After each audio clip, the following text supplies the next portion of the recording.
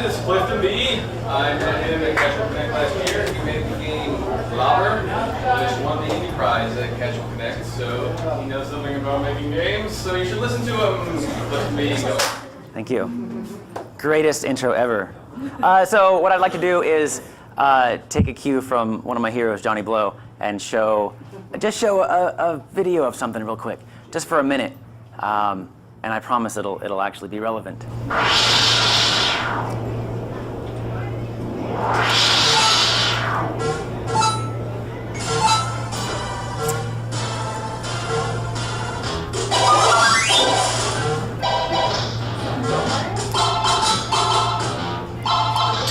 Yeah. I probably don't have to. Actually, wait, let me show a little bit. Watch this awesome. Check that out. That lets you shoot fireballs.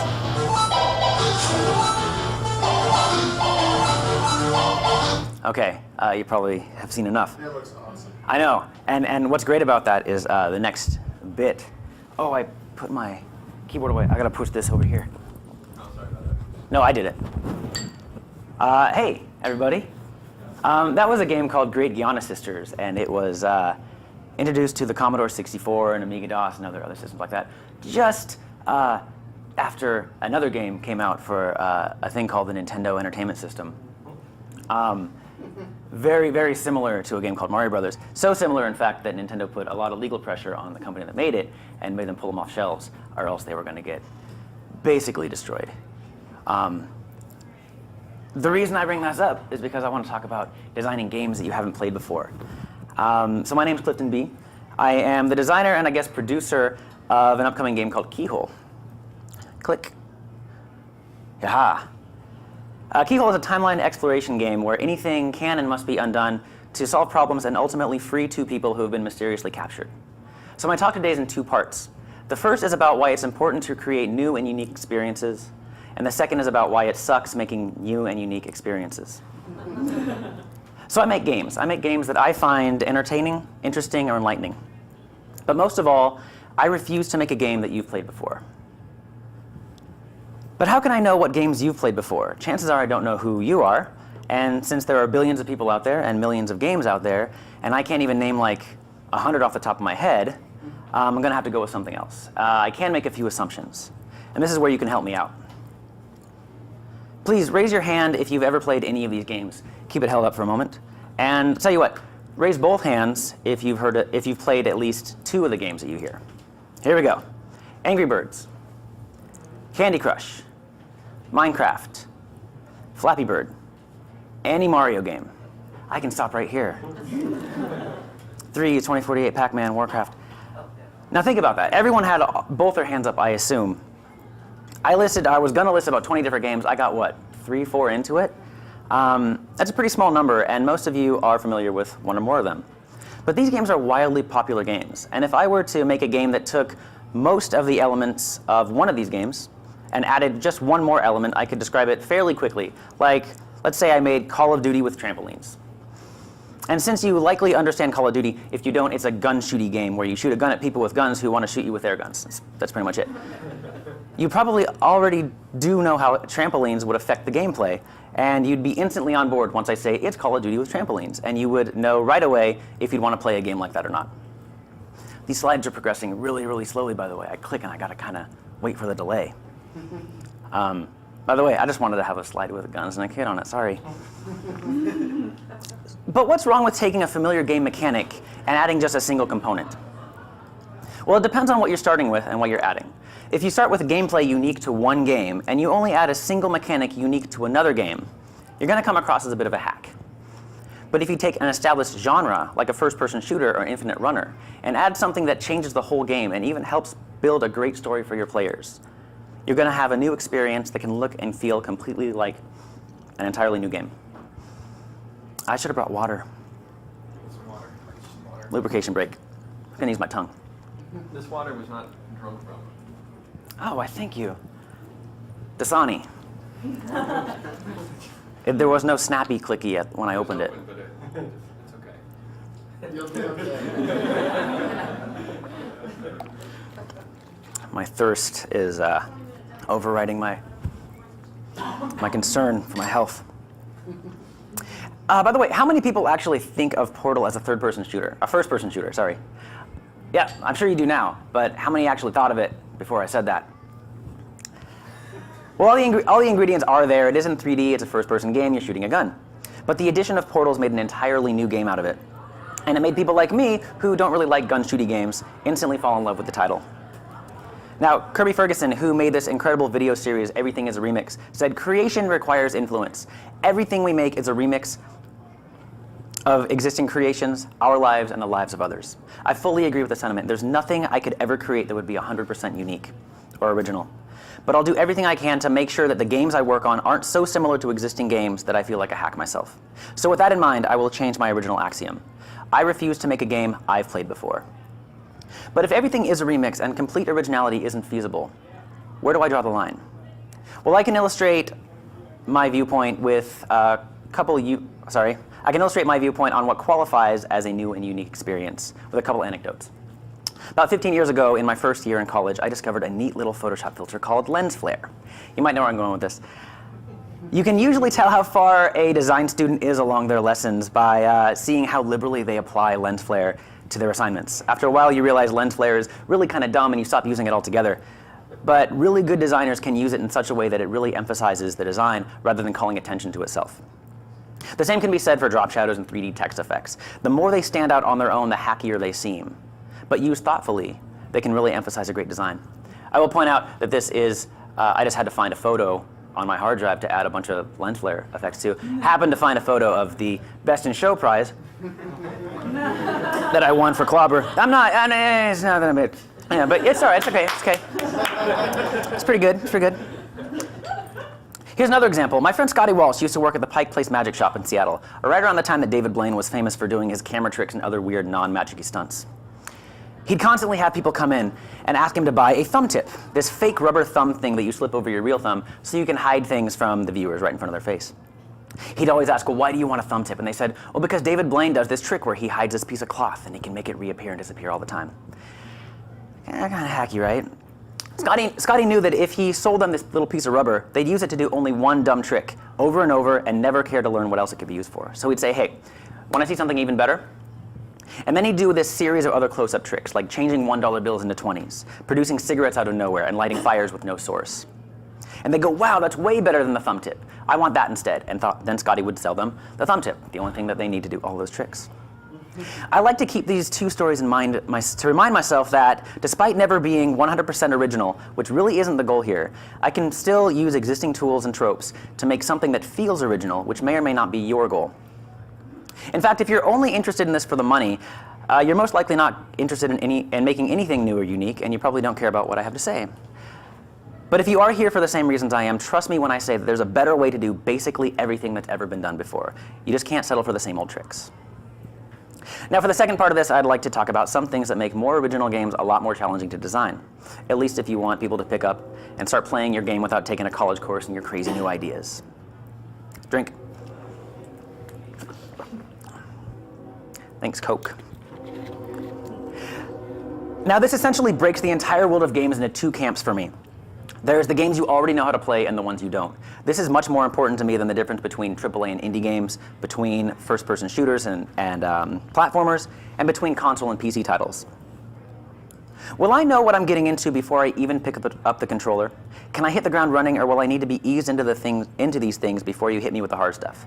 These are questions you have to ask yourself early on, no matter what kind of game you're making, so you'll know how much hand-holding you'll have to do at the start of the game. If your game falls on the more original, unique side of the spectrum, here are some hurdles you've already set up for yourself. Hurdles you're going to have to work extra hard to get over. First off, you've just erased generations of shared cultural knowledge. You don't have the luxury of saying, it's like a Mario game, but with laser beams. In some cases, you might not even be able to name a genre. I've been describing Keyhole as sort of a puzzle game disguised as a god game, in that it feels like you've got control over this planet, but you quickly learn that your powers are really limited, so it's not a god game at all. So players now have to learn a completely new language, your new language, and this includes goals, rules, mechanics, interactions, and restrictions and limitations. And because of all of this, you have to spend a lot more time testing the basic mechanics and interactions just to make sure that they work for first-time players. If you were making a Mario clone, you wouldn't have to test whether or not platforming works. We all know how platforming works. You wouldn't have to even ask yourself the question. So how do you get new players to understand a game they've never played before? Well, there are a few ways that designers have gone about this, and please don't take this list as definitive.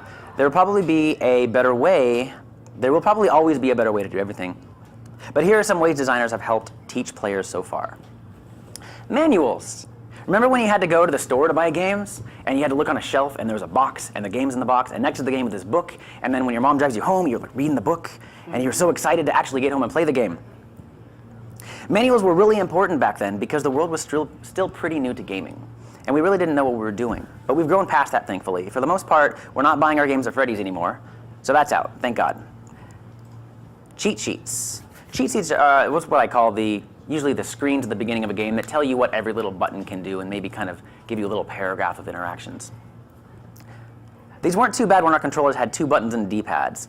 But now we've got a lot more inputs than we have fingers sometimes, and memorizing what each button does is barely a step above long division for me. I really hate looking at these myself. Sometimes it's all you got, sometimes it's the best you can do. If you can, I'd like you to strive to do a little more than that. The cheat sheets are actually really good supplemental sometimes to an intro stage, which is the next thing. The intro stage is a level at the beginning of the game that eases you into understanding your abilities with a series of simple handcrafted challenges.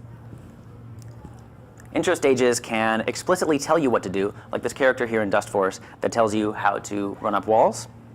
They can drop subtle hints like the A button built right into the landscape here in Braid that lets you know how to get over the first ledge you encounter. You don't need to jump until you get to this point, and at that point it lets you know, hey, if you want to get up here, go ahead and push this button. Or they can toss you into a series of increasingly harder challenges until you're ready to move on to the good stuff, like the first handful of levels in Super Meat Boy, where you're probably going to die a few times, but in doing so, you will learn that dying isn't all that terrible in this game, because you have an infinite number of lives. Now, lessons are what intro stages are all about. They're basically educating us about the ins and outs of a new world. A YouTuber called Egoraptor has his amazing video series, Sequelitis, and in one episode he breaks down why Mega Man X's intro stage was a beautiful work of art. You should go watch it sometime. It's brilliant, but earmuffs for the kids. It's not for them. Lots of pot and mouth. And speaking of lessons, I'd like to share the 9 lessons that I've laid out that the player will learn during the first few minutes of Keyhole. Now, I really wanted to show you a demo of the game here, but it's not at the point where we can really demonstrate the 9 points just yet. It's gonna be. I swear to God, it's gonna be, but not yet. So we're gonna have to use our imaginations. I'm sorry. In Keyhole, the player doesn't have a lot of abilities. Certainly not enough to warrant a gamepad with 17 buttons or even a cheat sheet. So I wanted to come up with an intro stage that didn't have to say too much outright, didn't have to really explicitly say, do this to do this. First lesson you learn at the very beginning of the game is you see a menu screen. Sorry, there's no images here. There's a menu screen with a next button, and the next button is essentially the start button for the game, but as soon as you click it, the whole entire planet rotates, one rotation.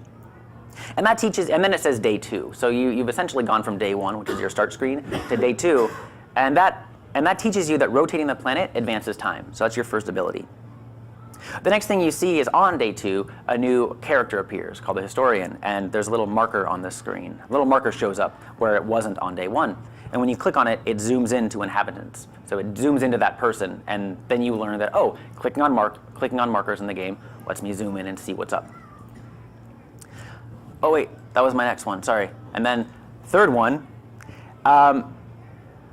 the next day after that, a merchant shows up, and the merchant has these animal traps that he's selling. And one of the animal traps is highlighted. There's no actual English, but it lets you know that you can click on this. And when you click on it, that animal trap is taken from the person and put in your inventory. So now you've learned that items can be taken from inhabitants. So as we're going through this, we're kind of learning little tiny details about the game, and we're really easing you into it so you don't need to be explained these little details later on. Next, you learn that rotating the planet the other direction reverses time. You have another button over there. So once you go to day 4, if you don't get to day 4, the animal traps you just picked up from the merchant, if you haven't given them to the to the other character, the historian, on day 3. When you go to day 4, he's going to be dead. He will have been attacked by wolves. You were not supposed to know that. You weren't supposed to really pick up on that. But you'll see that he's dead, and then you'll see, I can't go anywhere from here. I've got to back up. So when you back up, it reverses time. He's alive again. Next one is that items in the inventory are unaffected by time. You're holding these traps, and anywhere you go in the world, in the timeline, they're going to stay with you. So that's really important. That's very, very important, by the way. Keep that in mind when you play this game in like 4 years. Another one is that items can be given to inhabitants. So just like you took the traps from the merchant, you were able to give them to the historian. Pretty simple. I think it would be obvious, but it is something we need to point out. The next one is that the player's actions will result in kind of a branching timeline in the game. So as you go through the game and you either take items from somebody or you give items to somebody, that will create a resulting kind of branch in a timeline. So as you go to the next day, something has changed. And that's something that you'll be doing a lot in the game. So it's an important thing to know. So by the time once you've given him the animal traps and gone to the next day, he's now alive. And he got a bunch of like animal skins. So that's a good thing to learn. Now, not all puzzles can be solved at first. There is another character you come to who really wants to cross an ocean. He really wishes he had a boat. He has no axe to cut down. He's in the forest along a shoreline. He really wants to just take off in a boat. But he doesn't have any tools to cut down these trees. And you can't help him. There's really nothing you can do on this day. So you have to go to the next day. He gets bored and he starts to go across the mountains. Doesn't want to. He's like, I'm going to go across the mountains. I'm an explorer. That's my next frontier. Comes back in a few days with an axe. He's got an axe. Yay, I've got an axe. I can make a boat. Except he broke his arm coming down the pass. Like, super ironic, I know. So you take the axe from him. Then you back up. You go to the day where he was like, man, I really wish I had an axe to build a boat. Take an axe. I've got one for you. And now you've split the timeline. So this teaches you that's really rude. It's all right. He's a friend. Don't look at me. So this teaches you that you can't always solve puzzles that you see immediately, but you have to keep them in mind for later on when you find something. Oh, this can help that guy I heard whining about not having an axe a while ago. Obviously, the player's actions can always be undone. There's nothing in this game that's finalized. There's nothing in this game that causes an end state for the player. You can always go back and say, oh, remember how I gave you an axe a while ago and then you took off? I actually need you to go across the mountains for some reason, so I'm going to take that back from you. I hope that's all right. They don't actually know that you exist, so they won't argue. So that's it for the Keyhole. That's what we're going for with Keyhole. It's kind of a newish game with familiar elements. Definitely God gamey. Definitely, it might kind of seem resource management-y at times. But it's not so familiar that I can give you a genre or similar games for a very quick comparison. Now, I could have designed another platformer instead, like I've said. I could have made another game that's instantly recognizable and bypassed the need to teach hardly anything to the player. But I wouldn't be here if that was what was important to me. I'd much rather go through all the trouble of teaching people through all these lessons, through the mechanics, through the interactions of the game. And that's because, like I said, I refuse to make a game that I've played before. And I'd like to challenge I'd like to challenge all of you as you work on projects that you're going to be putting your names on for the world to see, to make games that you can be proud of. Make something special. Thanks, everyone. That was a very small, short talk.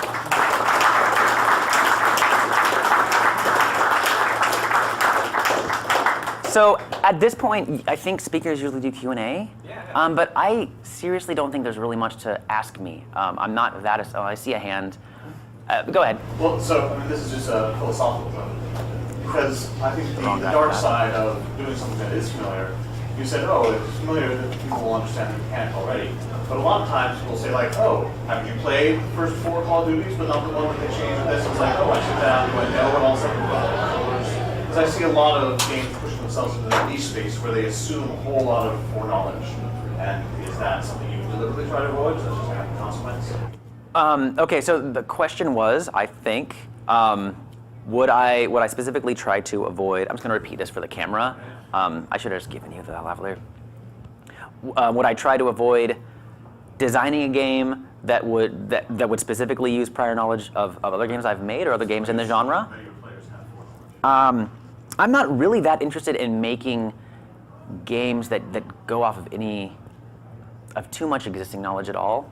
I don't, like, I've made one game, it's got nothing to do with Keyhole, but if I had made another game that was like Keyhole before this, I would want to start over again. I want to start over again with every game. I never want to make an IP that I can continue. I'm not EA or anything. I want to make games that are always as original as the last one. There's definitely nothing wrong with taking a genre, taking a series of games like Call of Duty, and making the fourth game a little bit different, and then expecting people to know how the first three were, because that's how their clientele is going to be. Who makes Call of Duty? Activision, thank you. Activision knows their customers, and they do a lot of testing to make sure that, you know, I don't know, but I imagine they've made the game approachable to people who haven't played the first few, but also maybe more enjoyable to people who have, because they need to make sure that they're just as on it. I'm totally not a first-person shooter guy, so I don't know. But like I was saying, this is usually a Q&A time. I think I blasted through this talk in 15 minutes, and it took me half an hour yesterday. So I am sorry about that. What's that?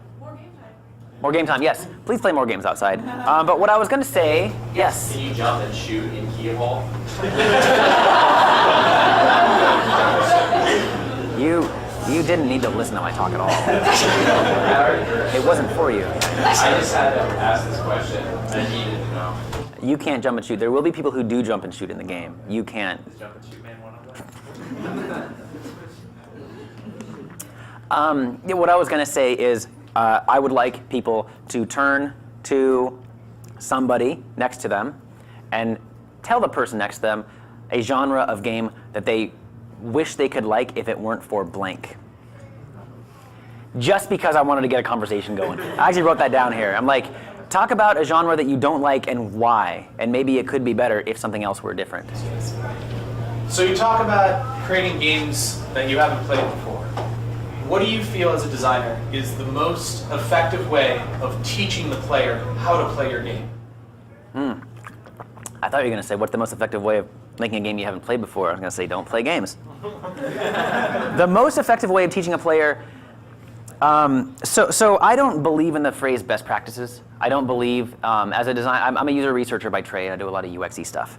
And I don't believe there's one way to ever really teach anything. But I think it really depends on your client. It depends on where they're going to be playing it. It depends on what frame of mind are they going to be playing it in. So with my first game, I took a year to test the first 20 game puzzles in Clobber. They're literally 20-second puzzles. So that was a long time to test very, very short puzzles.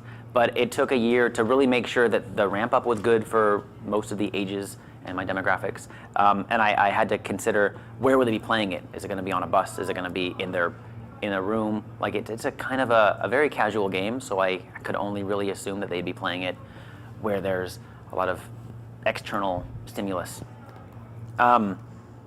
So I had to kind of keep that in mind and then just test it in those environments. So like I said, I don't really believe in best practices, but I think for every project, you've got to be on the lookout for when people get confused and what could maybe help them get over that hurdle before it happens. In Keyhole, it's really about, we're going to highlight little bits without using English. We're going to highlight little things that you should click, and then we'll show you what happens. Okay, this element was highlighted, so when you click on it, it goes to your little inventory screen. Great. Clicking on things moves them to inventory. Clicking on them when they're necessary. By the way, you can't play an item when it's not allowed, when it won't help the character. So if I come to the explorer who really wants an axe one day, and I've got an axe and a birdhouse in my inventory, it'll only let me show the axe. So that movement of the axe popping up on my screen and saying, hey, you can put me down now, that's kind of a teaching. I'm being very restrictive by not letting you play the wrong things and teaching you that, oh, you can click on this and I'm going to go do my job now. So I guess maybe part of the answer to how would you teach is in the introductory parts of a game, be more restrictive than you think you should be. Only let the user do what's right for the first few steps. Games like Myst, which were very, very open, did very little, as much as I absolutely adore Myst, did very little to actually teach you about the world. It expected you to go out and do a lot of footwork just to figure out what the heck's going on. Nothing wrong with that, but I wouldn't feel right. Players were lost, and they wanted you to, and that's fine if that's what you wanted. Players were lost. I want players to not feel so lost in the very beginning of a game. Is that all right? Okay. I mean, you're not crying, so I'm gonna take that as a yes. So yeah, you mentioned not wanting to like ever make a game you've already played. Like one of the benefits of that is concepts get to be refined. Like maybe there's an entire level, maybe there's just a mechanic that they wish had been in an earlier game, and they to refine things, maybe add more fun elements. So if you're not doing that, how hard is it to tell like when you're done? Like when are you satisfied with? How hard is it to tell when you're done? I have no idea. I had a very arbitrary limit for my first game. Is we had basically a time limit and a number of puzzles we wanted to have, and then we just launch it. And also, we wanted to have one Indie Prize award, and we had that. We met that quota. That's a really tough question. Like, how do you know when you're done? Because it's very true though. If you've got a kind of genre-busting idea that can't really be described. But even if you did, even if you were making a first-person shooter with a bunch of guns, you would have to choose some kind of ending. Like in Doom 2, the ending is, I think, finding Romero's head, or was that the Easter egg?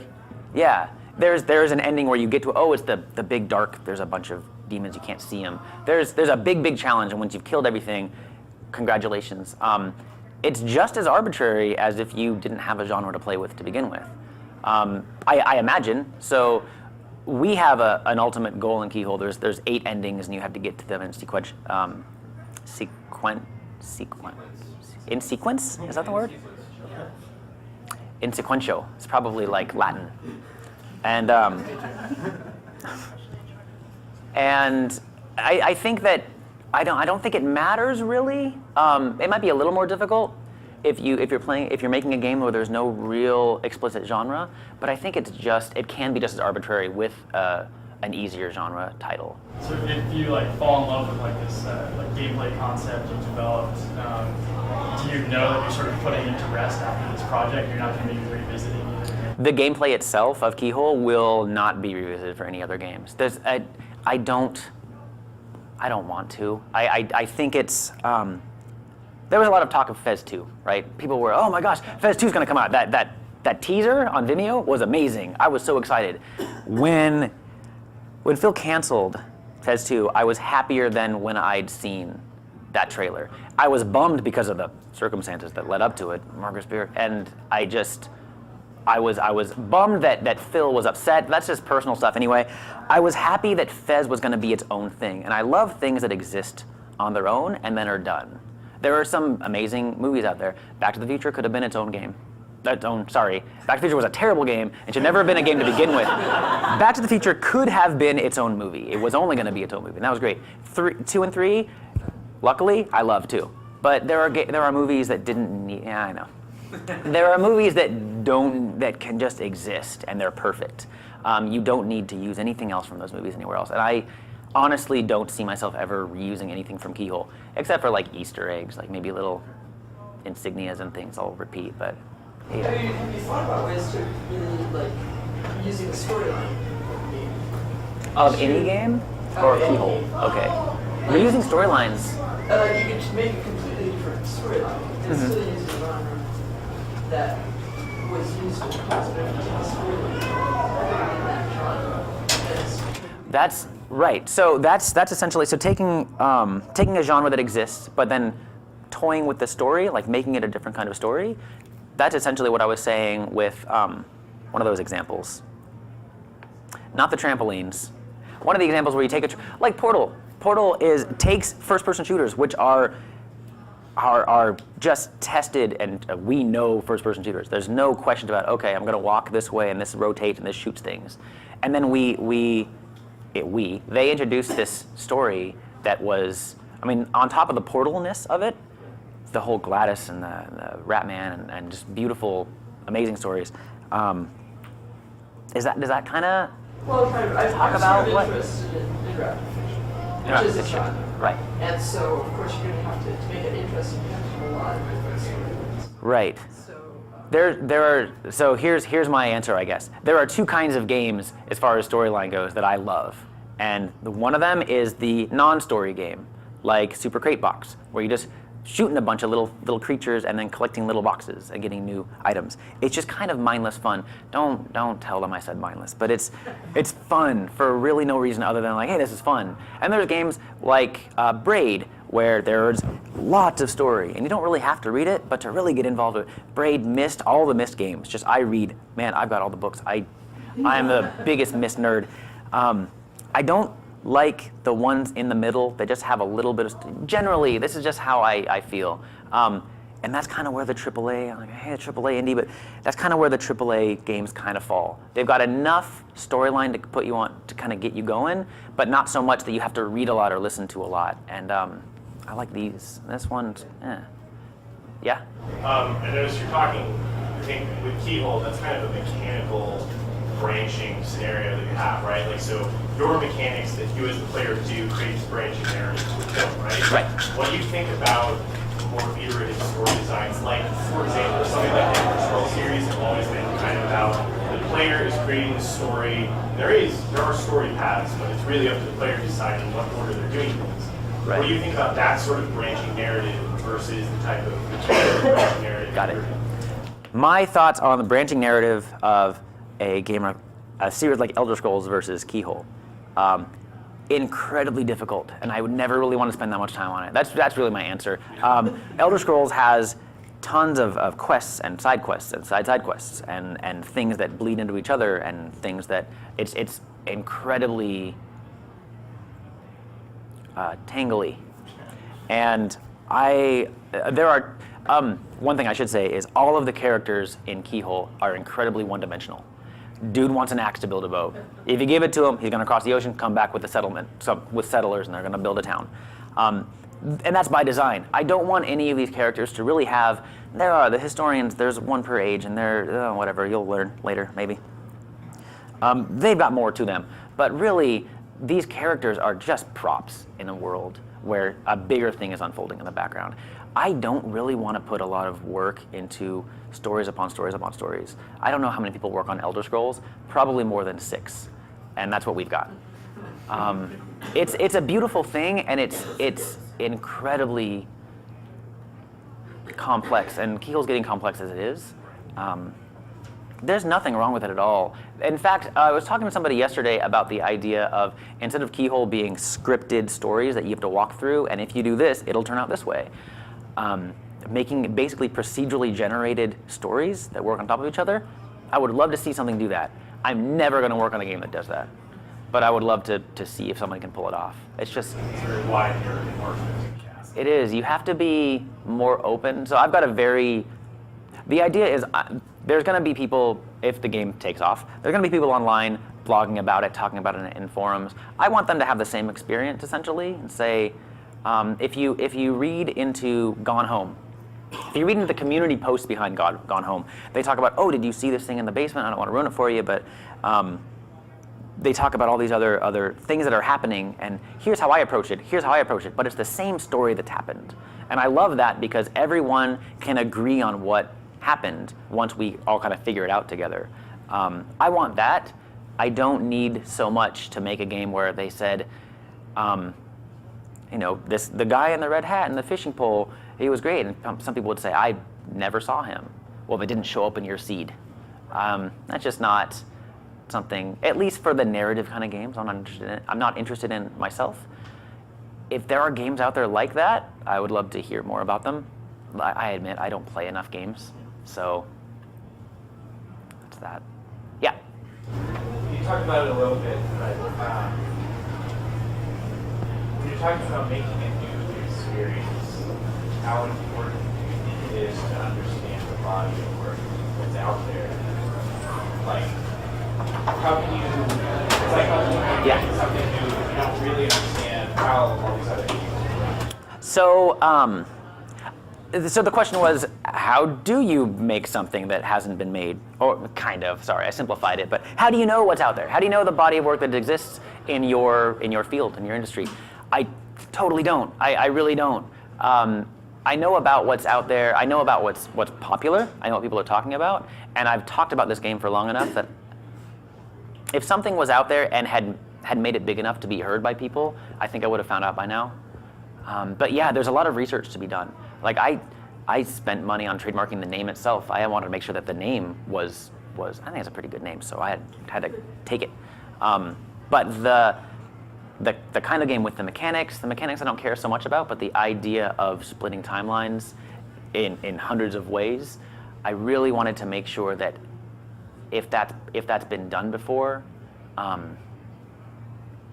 want to make sure I do it differently. So if I find a game that's done it, I want to do it not the same way. But you don't do a lot of research in terms of, I want to play every game that sounds like the game that I want to make Right. sure that I do something unique. Right, You don't.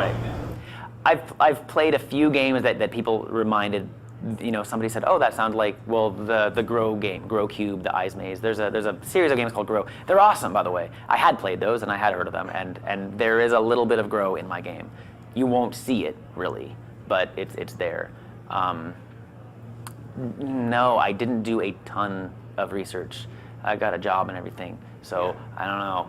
But are you saying that you personally would like to play every game that might seem, or were you saying hypothetically? Well, there's that, I don't know, for me, there's that desire, sort of, I'm very new to trying to make games, and my idea, or my perspective is, I should try to make one type of each popular game, so that I understand mechanically how these credit treatments work. Right. So that I can know how they might combine in new and interesting ways. Right. So yeah, I would say definitely it's important to kind of recreate a popular game. Breakout is a really popular title as an example to kind of get your feet wet in, say, Unity or Hacks or something. But I don't think that you have to make the games or even really play the games, but just kind of know about the games and see what's out there. I still haven't played Journey. I know a lot about Journey. I don't spoil it for me. I know enough. I really, really want to play it. I just don't know anyone with a PS3 near my place. But I know that it exists, and I know what makes it special. So yeah, there's a line. You can't spend all your time playing the games that might be close to it. After a while, you just got to say, this is what I've landed on. I hope it's not too close to anything. And I know that Keyhole's going to change. It's in very, very early stages, and every game, every big project changes somewhere between start and finish, probably many, many times. So I will definitely take that into account. So far, I haven't really seen much that's so similar that I would be like, I put the brakes on Keyhole. I hope I don't, because I've already put some money into it. So, like I said, I don't really feel comfortable taking Q&A after I've taken 6 questions. Really? I don't feel like I'm an authority on anything yet, so I'm gonna stop. And I want you guys to experience some games for 15 minutes before you come back for the next talk. There's another talk, right? There's 2 more talks. The next one's at 4. Cool. Thank you for sitting through that. That was awesome, and look forward to Keyhole.